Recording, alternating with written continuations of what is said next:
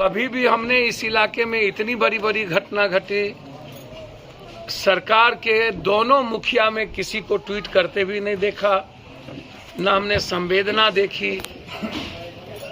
अब जैसे इस इलाके में आप उठा के देख लीजिए, अभी इस घटना के पहले छपरा में घटना घटी गोपालगंज में, उसको बीजेपी के नेताओं ने पुरजोर हिंदू मुसलमान का कलर देने की कोशिश की।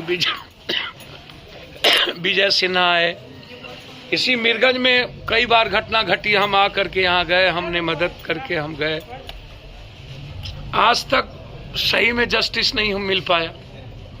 बगल में मुखिया जी की घटना घटी थी, हम 12 घंटे के अंदर आए थे, जब उसका लाश भी जला था, आज भी मिट्टी पड़ी है। तो जब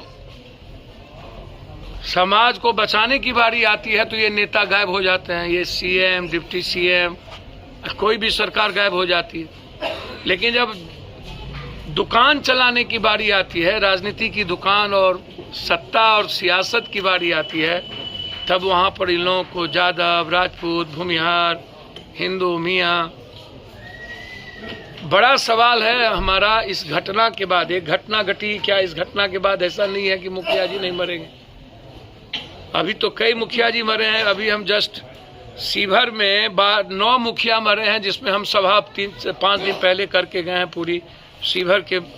अभी एक अत्यंत पिछड़ी जाति की मुखिया थे, कौन राय, जगदीश राय की हत्या की गई, उसमें हम गए। अभी एक सबसे गरीब मुखिया था बेगूसराय में, जिसको गोली मार दिया, दोबारा मुखिया बने थे, 7 गोली मार दिया। वहाँ से लौट के आए तो छपरा की घटना घट गई। मैं 2-3 बात हमको समझ में नहीं आया। गोपालगंज, सिवान, छपरा, हम बचपन से 90 के पहले, हम 83 में मुखिया बने थे, उसके पहले से हम आते हैं। हम आज तक इस बात को नहीं समझ पाए कि इस इलाके का समाधान जातीय ही क्यों है। इस इलाके का समाधान हिंदू मुसलमान या ऊंची जात या गैर ऊंची जात ही क्यों है, और ये इसके पीछे कौन है? इसके पीछे इसको मान के चलिए कि इस बड़े तनाव के पीछे सिर्फ राजनीति की दुकान है और सियासत है। के राजनीति कीजिएगा। प्रभुनाथ सिंह जेल में है, तब आपको नहीं आता। शरद यादव का अस्थि कलश लेके आप चले गए मधेपुरा, लेकिन साबुद्दीन जी का अस्थि कलश लाने के लिए आपको मौका नहीं मिला। दिल्ली से आपको नहीं लगा कि साबुद्दीन का भी अस्थि कलश सिवान पहुंचा दे, तब तो आपकी बोली बंद हो जाती है। राजनीति किस आधार पर आप कर रहे हो, हमको आज तक समझ में नहीं आई। कहीं छूत, कहीं अछूत।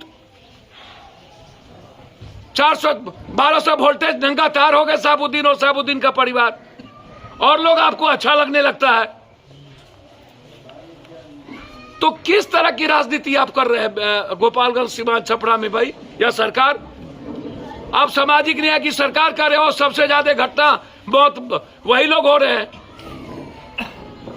और ये जो मठाधीश लोग हैं, बड़का बड़का दारू गांजा जमीन से पैसा कमा लिया, कोई राजपूत हो गया, कोई यादव हो गया, ऐसे लोगों को जेल में क्यों नहीं ठूसते हो?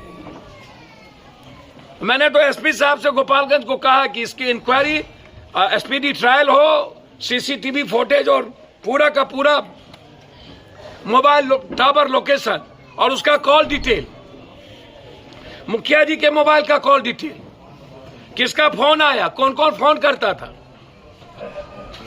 और वो लोग किसके किसके साथ अटैच थे। 10 किलोमीटर के रेडियस में कोई ना कोई सीसीटीवी होगा। आप देखिए कि कौन मोटरसाइकिल है, किसने हायर किया। 3 महीने के अंदर आप स्पीडी ट्रायल करिए, घटना फिर 10 का 10 हो जाएगा। इसीलिए हालात गोपालगंज, सिवान, छपरा का अच्छा नहीं है। और राजनीति करने वाले बस समझ लीजिए कि अपना टाइम पास करते हैं, उसको न तो इंसानियत से मतलब है, न तो किसी भी दल के नेता को।